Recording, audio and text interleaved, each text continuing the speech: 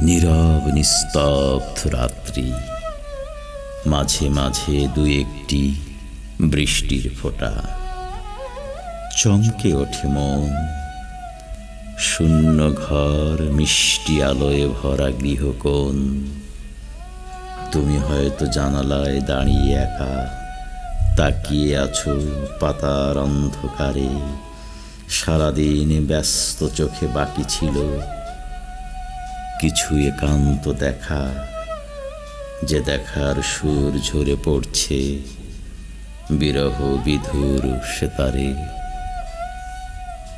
দুপুরেও বৃষ্টি ছিল অনাহুত প্রেমের মতো, অগোছালো আঙুলের ভুল স্পর্শে অতৃপ্তি ভরা। যেন সে ভিখিরির অসময়ে দরজায় দাঁড়িয়ে ভুলভাল সুরে 24 সূরার 43 আয়াত পড়া।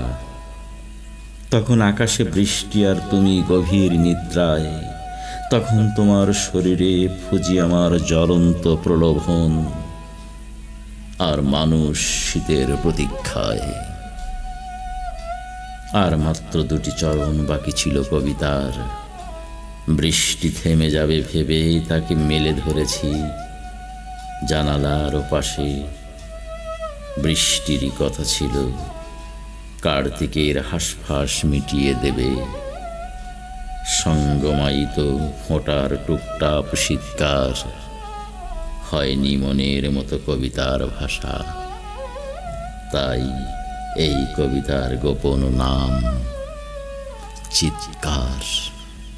তাই এই কবিতার গোপন নাম চিৎকার।